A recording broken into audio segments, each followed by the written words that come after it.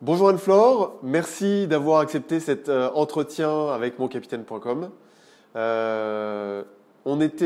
a fait Saint-Cyr en même temps et ça me fait plaisir de te retrouver dans cette situation où tu as quitté l'armée juste après Saint-Cyr et tu as fait complètement autre chose. Et c'est dans ce cadre que je t'ai contacté pour une interview que tu as eu la gentillesse d'accepter. Je vais te laisser te présenter. Et surtout présenter ton parcours. Alors le parcours militaire, je viens d'en parler, mais ce qui me paraît intéressant aussi, c'est de présenter le parcours civil que tu as effectué après avoir quitté l'armée. À toi la parole.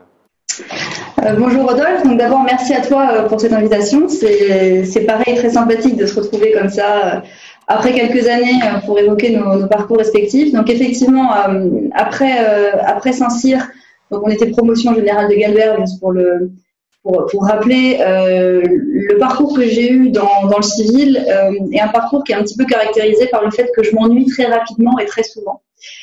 Donc j'ai fait plusieurs choses, donc c'est un petit peu compliqué, donc je vais prendre un petit peu de temps pour expliquer parce que je pense que c'est important pour expliquer où je suis aujourd'hui.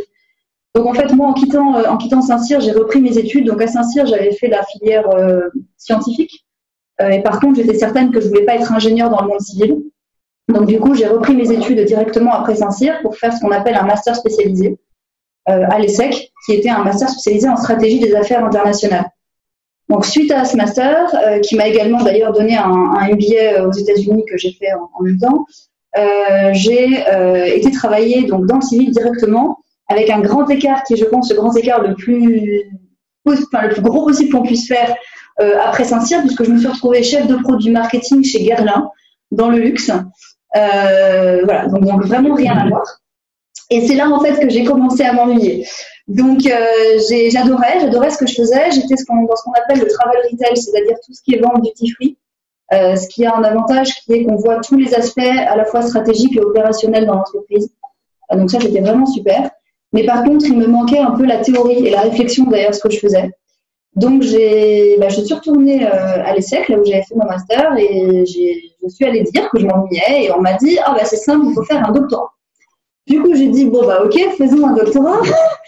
Donc c'était un doctorat, alors plus exactement j'ai fait les deux, moi j'ai fait un PhD, donc c'est la version américaine du doctorat. Puis on m'a expliqué que si je faisais une centaine de pages en français en plus, j'aurais un doctorat français, donc j'ai dit faisons les 100 pages de plus, c'est toujours bon à prendre. Donc du coup j'ai fait le double PhD doctorat, où je me suis spécialisée sur le comportement du consommateur et tout ce qui est lié à la contrefaçon. Donc les réseaux de contrebande et de blanchiment d'argent qui m'ont amené à travailler avec l'INPI, donc l'institut où on enregistre les marques et les brevets en France.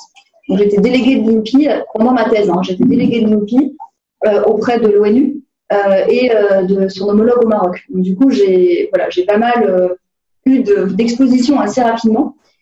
Sauf qu'en doctorat, j'ai commencé à m'ennuyer aussi.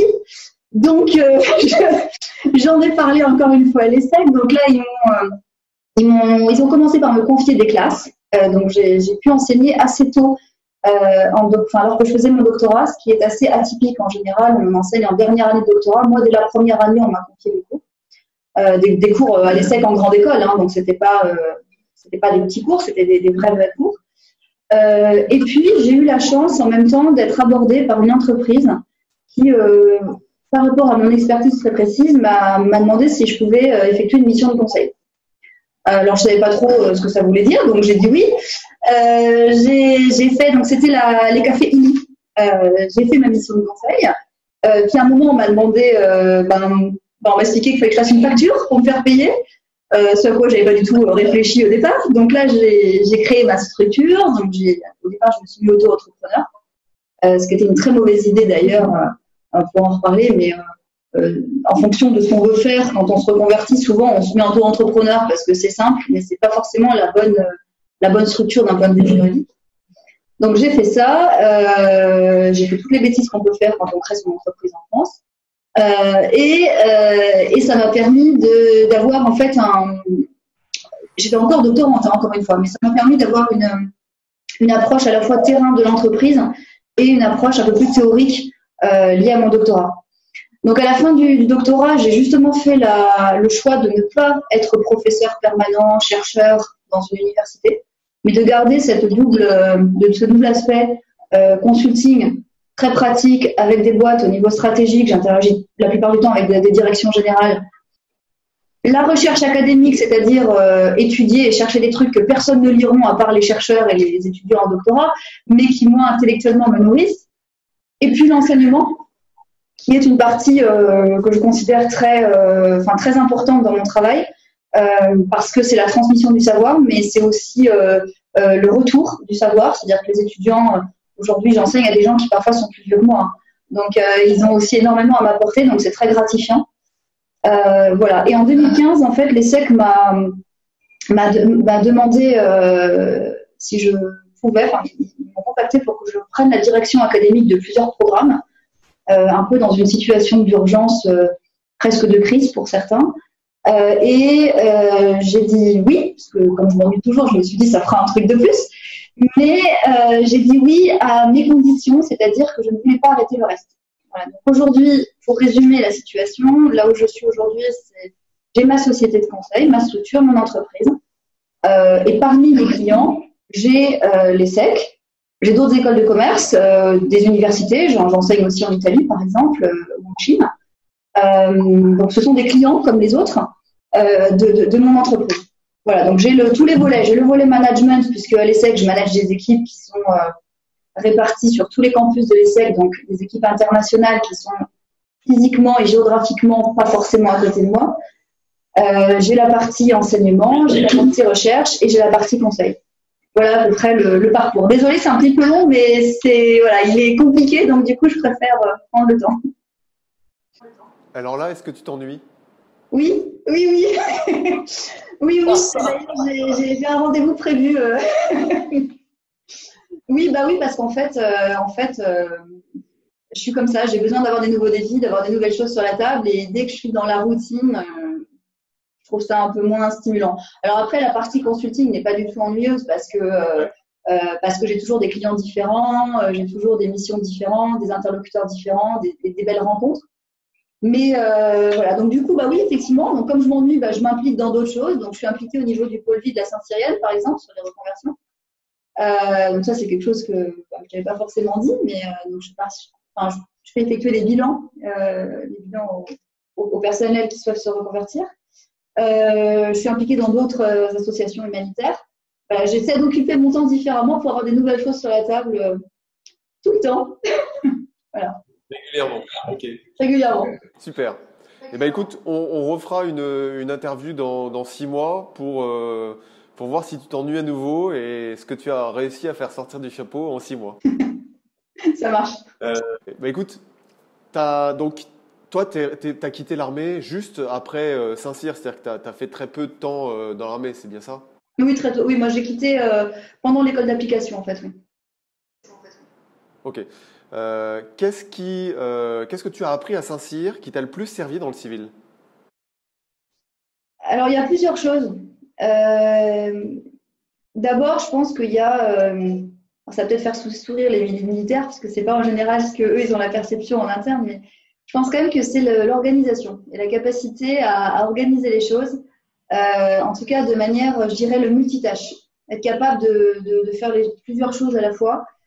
Et surtout, parmi toutes ces tâches, la prise de décision. C'est-à-dire que je pense qu'en tout cas à Saint-Cyr, on nous met en situation où on doit prendre des décisions. Et ça fait gagner énormément de temps dans le monde civil par rapport à la réunionnite qui peut exister et à l'arbre qui dure et où personne ne décide. Moi, je suis quelqu'un qui décide assez rapidement. Et ça, je pense que c'est quelque chose que j'ai appris à l'armée. Et j'aurais un deuxième enseignement qui est pour moi fondamental, c'est que l'institution militaire, au niveau des enseignements, en tout cas pour les officiers, c'est peut-être la seule éducation qui te met en situation de base. C'est-à-dire qu'avant de t'apprendre ton métier d'officier, on t'apprend ton métier de GV. Donc on te met en situation de comprendre vraiment la base de ce qui est fait. Et ça, je pense que c'est quelque chose de fondamental dans le monde de l'entreprise, qui malheureusement n'est pas du tout vraies, enfin, qui ne s'avèrent pas vraies, enfin, qui ne s'avèrent pas réelles, une réalité pour beaucoup. C'est-à-dire qu'on a des gens qui vont être dans des fonctions de direction, de management, qui ont reçu une très belle éducation, hein, mais dans des écoles où ils sont complètement déconnectés du terrain. Et le fait d'être connecté au terrain permet d'avoir aussi un certain degré d'humilité. Et je pense que c'est très important parce que c'est quelque chose qui, moi, dans le monde civil, m'a permis, en tout cas, m'a sauvé dans beaucoup de situations. C'est-à-dire le fait d'arriver à comprendre la base, hein, si je peux m'exprimer comme ça, d'être capable d'écouter le terrain et donc du coup de manière assez agile d'adapter ce que tu peux faire et les décisions que tu peux prendre toi en tant que manager. Je pense que ça vraiment je pense qu'il n'y a que à l'armée que ces deux sujets-là on les aborde vraiment complètement. Oui, c'est vrai. Il y a quelques entreprises qui le font un petit peu. Il y a Michelin, mon frère bosse chez Michelin et ils font des stages des stages ouvriers pour les cadres qui voilà. Mais c'est vrai que tu vois, c'est pas exactement pareil parce que il y a le stage et puis il y a le fait de te mettre psychologiquement. Enfin, nous, c'est pas un stage qu'on nous fait faire quand on nous faisait dormir. Enfin, moi, j'ai des souvenirs. Hein. Quand on nous faisait attendre dans un trou de combat une nuit complète, un ennemi qui n'arriverait jamais. Tout ça après maths sup, maths spé, 2 ans de classe prépa. Enfin, je veux dire, au-delà du fait que tu comprends le métier, tu le subis aussi. Et je pense que oui, tu te retrouves dans des situations difficiles pour toi, à la fois psychologiquement et physiquement.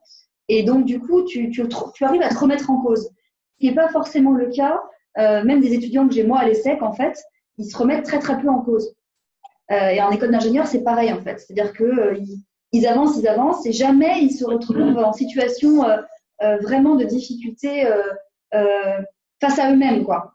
Voilà. Et ça, je pense que vraiment, à l'armée, c'est quelque chose qu'on a tous vécu, je pense, mais qui est vraiment un enseignement assez fort pour moi. En tout cas.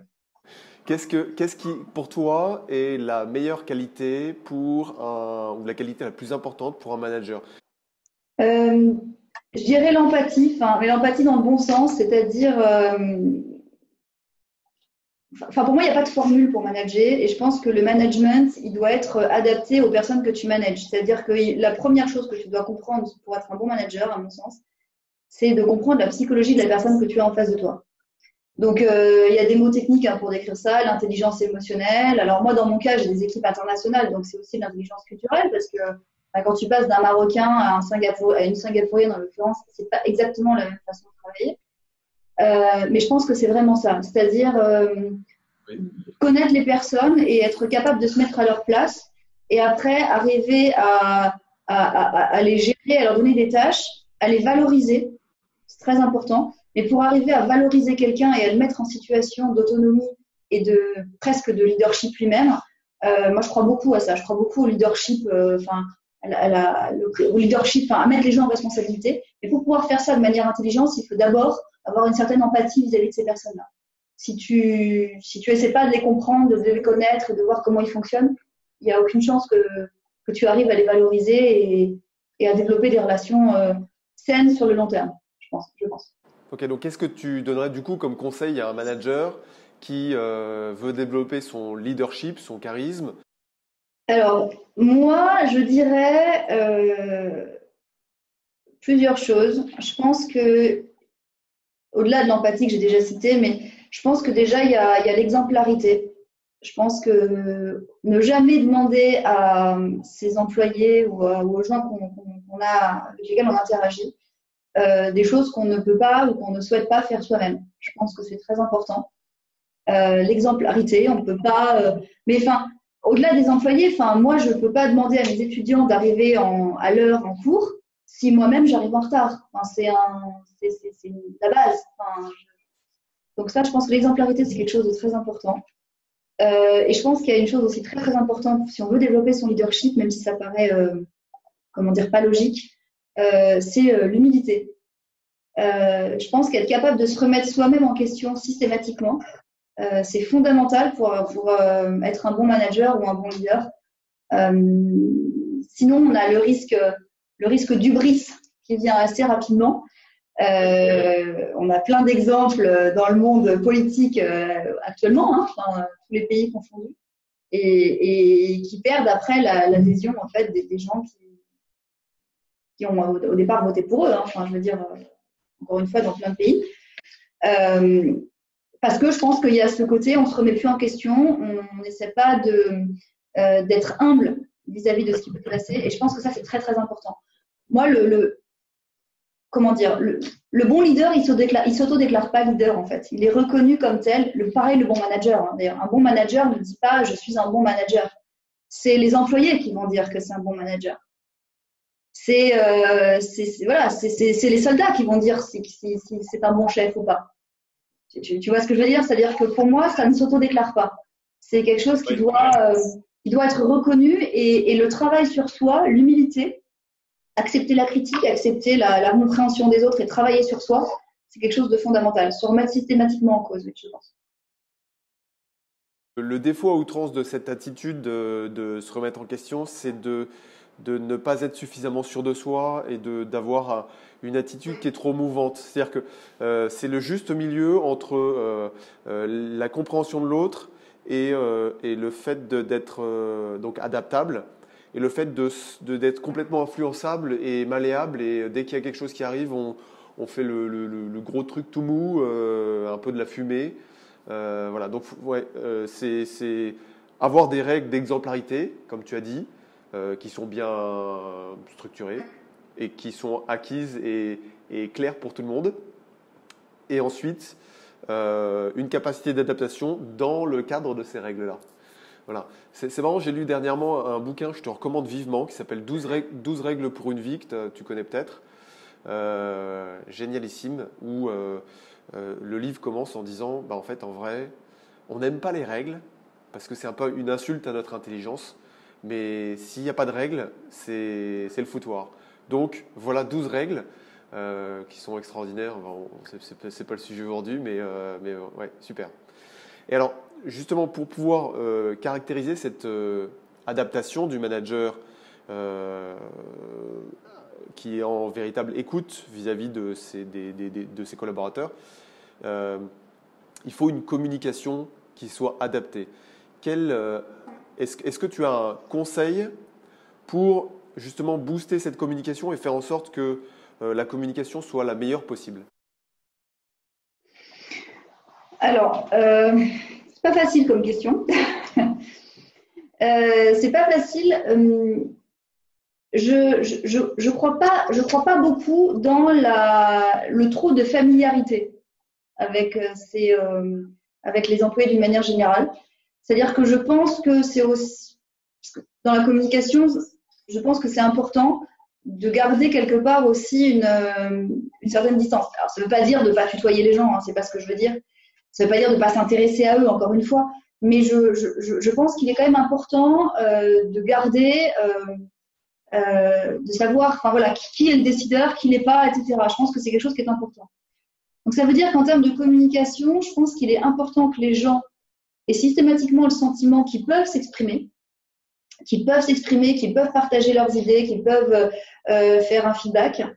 Mais ils doivent toujours garder en tête qui prend la décision. Tu vois ce que je veux dire? Parce que le problème on écoute toujours la base, c'est le truc collaboratif où in fine, il ne se passe rien parce qu'on fait des comités théodules et puis ou alors tu fais que des frustrés parce que les gens s'expriment, puis bon en fait finalement tu peux pas prendre leur décision, enfin, tu peux pas décider en fonction de ce qu'ils ont dit pour plein de raisons. Et donc du coup ils sont frustrés parce que tu décides autre chose qui n'est pas du tout ce qu'ils t'ont recommandé. Je pense qu'il est important que les gens aient le sentiment que tu es ouvert et que tu peux les écouter. Donc, avoir systématiquement sa porte ouverte, alors métaphoriquement, hein, c'est-à-dire que moi, je sais que les gens avec qui je travaille, ils ont tous mes numéros, ils savent qu'ils peuvent me joindre par SMS, par WhatsApp, par mail, par machin, etc. Et il ne se passe pas sincèrement peut-être plus de 3 ou 4 heures avant que je réponde à un mail, sauf quand je suis en cours où je ne peux vraiment pas répondre aux mails. Mais sinon, en fait, ils ont une réponse tout de suite dès qu'ils me posent une question. C'est important pour eux de savoir qu'ils peuvent me poser des questions, qu'il n'y a pas de mauvaises questions, il n'y a pas de mauvaises réponses, que je vais leur répondre. Mais je pense qu'il est important qu'ils posent ces questions. C'est-à-dire qu'ils s'attendent à ce que ce soit moi qui décide la réponse, tu vois, qui va à la question. Et que voilà. Je sais que c'est la mode, hein, ce côté de on écoute tout le monde et puis on se met en rond, on fait la ronde et puis bon, c'est un peu les bisounours, quoi. En réalité, ça marche pas très bien. C'est-à-dire que si tu commences à écouter les points de vue de 150 personnes, bah, tu te retrouves avec 150 avis divergents et donc forcément au moins 50% de frustrés. Voilà. Donc moi, je pense qu'il est important que les gens fassent remonter l'information. Il est important de leur parler. Ensuite, il est important que tout le monde ait bien en tête de comment cette information va être traitée. Voilà. Et par qui. Au-delà de ça, je pense qu'il y a aussi un sujet, aujourd'hui en entreprise, un vrai sujet à laquelle je n'ai pas la réponse. C'est que la communication aujourd'hui devient beaucoup plus en plus compliquée dans les entreprises parce que les gens ne savent pas se servir des mails, par exemple. Oui. Non, mais c'est vrai, c'est un vrai sujet. Moi, je les vois avec les nouvelles générations, les étudiants quand ils m'écrivent, ou parfois des gens, quand je reçois des gens qui veulent qui cherchent des emplois et qui m'envoient leur CV, etc. Mais ils ne se rendent pas compte qu'ils envoient des mails comme ils parlent, et qu'un mail, ça reste un écrit, non, mais c'est vrai, et qu'on peut pas tutoyer les gens par mail quand on les connaît pas. Enfin, moi, j'ai des fois des gens qui m'écrivent "Salut Anne-Fleur", et je sais pas qui c'est. Voilà, donc ça, c'est un vrai sujet aujourd'hui, je pense, dans la communication d'entreprise. Oui. Le savoir-être en communication. Voilà. Et je pense que ça c'est quelque chose d'important. Les mails, ça peut vraiment créer des situations de frustration et d'incompréhension mutuelle parce que on communique mal avec des idées derrière la tête que la personne qui lit ne voit pas forcément. Et donc, pour résumer, ce que j'ai derrière la tête quand je te dis tout ça, c'est à mon avis, la communication, elle est d'abord orale. Et je crois beaucoup au contact verbal, que ce soit comme on le fait là en ce moment à distance ou que ce soit en face à face. Je pense que c'est vraiment fondamental. Je suis pas persuadée que l'intelligence artificielle et tout ça nous permettra de résoudre. Le contact humain, pour moi, reste fondamental. Je te rejoins à 100%. Alors, tu me parles des différentes équipes que tu as, que tu manages, des gens que tu rencontres. Ça rejoint encore une fois cette problématique d'organisation personnelle qui m'est chère. Est-ce que tu as un conseil pour booster son organisation, un outil, quelque chose que tu utilises, un rituel que tu as mis en place pour pouvoir structurer les choses? Parce que tu parlais tout à l'heure d'email. Pour moi, le gros défaut des emails, il est certes dans la rédaction des emails et les échanges qu'on a par email, la structure des emails, la façon dont on les structure. Mais il est aussi dans la gestion des emails, comment on les reçoit et comment on les exploite. C'est-à-dire qu'un mail du directeur général et un mail du collaborateur de la mission Z, qui est en priorité ZZZZ', elle va être traitée avec la même importance parce qu'on va lire les mails dans l'ordre antichronologique. Et si le DG a écrit le plus tôt le matin et en bas de la liste, bah, on lira le mail du DG en dernier. Et on exploitera le mail du DG en dernier. Donc ça, c'est une grosse problématique. Est-ce que toi, moi je développe davantage sur mon blog et dans mes formations, mais toi, est-ce que tu as un conseil d'organisation personnelle ou quelque chose que tu utilises qui fonctionne bien? Alors, j'ai pas une méthode infaillible, etc. Après, j'ai des règles de fonctionnement personnelles qui, en tout cas, avec moi, fonctionnent bien. Alors, d'abord, j'essaie, quand j'ai plusieurs tâches à effectuer, parlons des tâches avant de parler des mails en particulier, mais quand j'ai plusieurs tâches à effectuer, je commence toujours par les tâches que je déteste le plus. C'est-à-dire que je commence par ce qui me paraît le plus compliqué, le plus pénible, le plus horrible à faire, parce que je sais que si je fais le reste, je serai crevée après avoir fait le reste, et donc ça va me gonfler, excuse-moi, à la fin de la journée, et donc je dirais, je le fais demain. Sauf que c'est pas la solution, donc du coup je commence. Alors ça, c'était mes professeurs au lycée qui m'avaient dit de faire comme ça pour réviser le bac. Ils m'avaient dit, tu commences par réviser ce que tu aimes le moins. Et en l'occurrence, c'était la géographie, j'avais horreur de ça. Et les fleuves, les machins, j'avais horreur, c'était pas mon truc. Et donc, j'avais commencé par réviser ça. Et donc, in fine, j'avais beaucoup moins révisé, par exemple, la philo ou même les maths. Mais en fait, comme c'était une matière qui me plaisait, bah, en fait, j'ai maîtrisé 10 fois mieux. Donc, en fait, même si j'avais pas eu beaucoup de temps pour les réviser, en fait, je les maîtrisais, c'était pas la peine. Alors que sinon, j'aurais commencé par la philo, j'aurais commencé par faire que de la philo, je pense que j'aurais passé toutes les révisions dessus parce que j'adorais ça. Et puis, je me suis Ouais. fait de géographie à la fin. Donc, ça, c'est vrai que c'est quelque chose que systématiquement, même aujourd'hui, hein, ce matin, j'ai passé du temps à faire un truc, vraiment, j'avais pas envie, mais bon, voilà, il fallait que je le fasse, donc je commence par ça. Ça, c'est voilà, sur les tâches, je pense que c'est ça. Je pense que la deuxième règle aussi que je me suis fixée, c'est de pas trop. Alors, il y a des pour expliquer, il y a pas mal de gens qui me demandent mais comment tu fais? Tu es tout le temps en train de voyager, tu as 3 métiers différents, t'as les SEC, je gère entre 300 et 400 étudiants en permanence, hein, donc c'est quand même des mini-écoles. Mais comment tu fais pour pas paniquer quand tu as tout ça à gérer? Comment tu fais pour tout faire, pour pas être fatigué, pour machin, etc. Et puis bon, je te rassure, mais je rassure aussi tes lecteurs.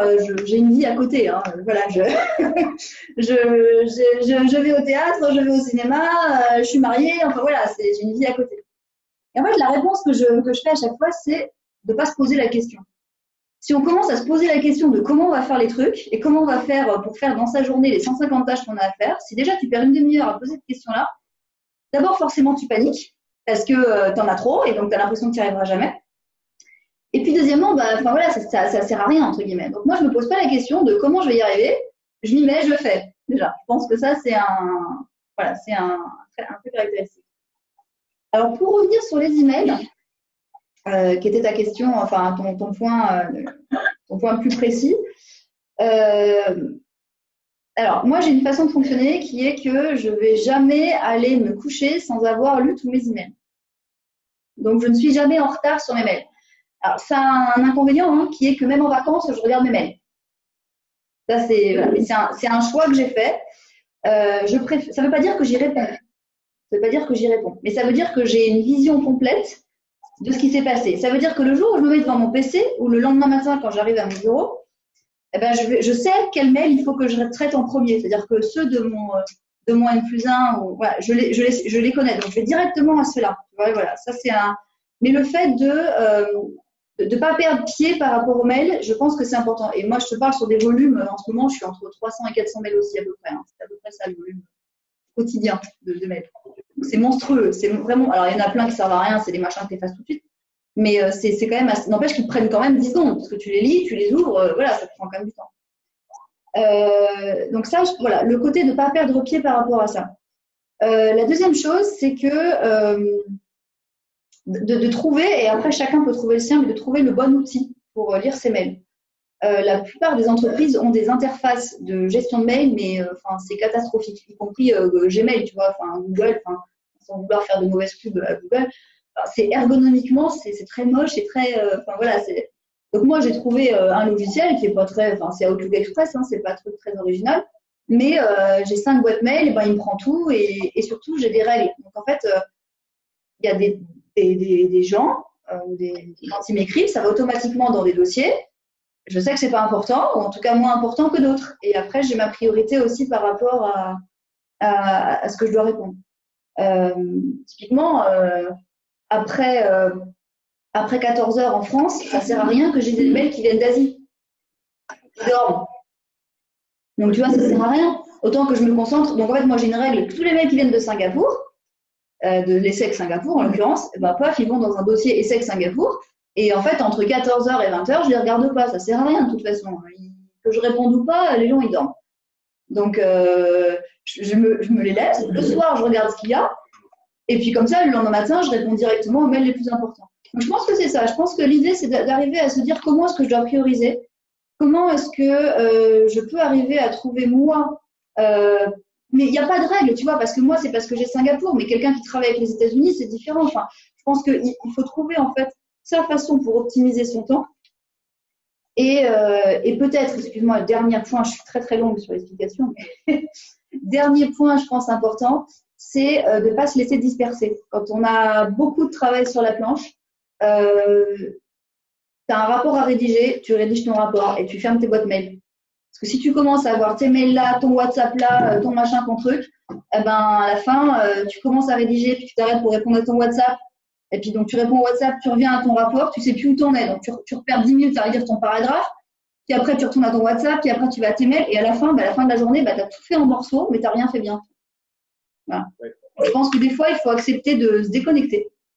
De fermer, non, mais déconnecter à la fois des outils digitaux et de fermer sa porte et de faire la tâche. On rigolait juste avant que ça démarre, mais j'ai fermé mes mails parce que sinon, pendant qu'on parle là, j'aurai des mails qui me sautent à la tête pendant toute l'interview. Et forcément, je vais commencer à regarder à demi-mot, machin. C'est pas bon. Voilà. Je pense que c'est important. Ouais. En tout cas, c'est ce qui fonctionne pour moi. Après, voilà. Ouais. On passe sur la partie management. Gestion de conflits, gestion de problèmes. Si tu as un problème avec un collaborateur ou avec quelqu'un qui est pas forcément quelqu'un avec qui tu travailles, mais qui fait sauter quelque chose, est-ce que tu appliques une méthode particulière pour résoudre ce problème, pour résoudre les conflits? Voilà. Encore une fois, je pense que c'est quand même beaucoup de cas par cas. Je pense que peut-être le point commun entre tous, c'est d'essayer de comprendre où est la source du conflit. Et encore une fois, par expérience, en tout cas dans ce que je fais moi, 80% des conflits viennent de miscommunication, quoi. C'est-à-dire qu'il y a une mauvaise compréhension de quelque chose qui peut venir de l'un, de l'autre, etc. Mais je pense que il est aussi parfois soi-même, encore une fois, non mais tu rigoles, mais en tant que manager, je pense qu'il est hyper important aussi d'arriver à se remettre en question par rapport à ça. C'est-à-dire que toi, tu peux avoir l'impression d'avoir été hyper clair, d'avoir demandé quelque chose de manière très claire, mais en fait, si la personne en face l'a perçu différemment, tu peux pas dire c'est juste qu'elle est nulle et qu'elle est bête, quoi. Il faut que tu comprennes pourquoi elle l'a perçu comme ça. Et donc, arriver aussi alors, bon, d'accord, dans 2% des cas, c'est pas possible et tu as affaire à quelqu'un, voilà. Bon, ça arrive, hein, les gens butés qui veulent pas t'écouter et qui comprennent ce qu'ils ont envie de comprendre. Mais n'empêche que dans beaucoup de situations, la source du conflit vient d'une mauvaise compréhension en fait de quelque chose. Ça peut être un regard que tu as fait qui n'était pas le regard attendu et que les gens ils ont l'impression que tu les détestes ou que tu les méprises, alors que si ça se trouve toi c'est parce que tu es en train de penser à un truc perso à côté et en fait d'un coup tu as lancé un regard, tu vois, par rapport à ça et voilà. Ça peut être non mais c'est vrai, ça peut être une attitude verbale, ça peut être ça. Moi en plus avec l'international, t'imagines pas parce que tu fais des trucs des fois qui sont normales dans un pays, dans un autre pays, tu passes pour le pire des goujats si tu fais ça.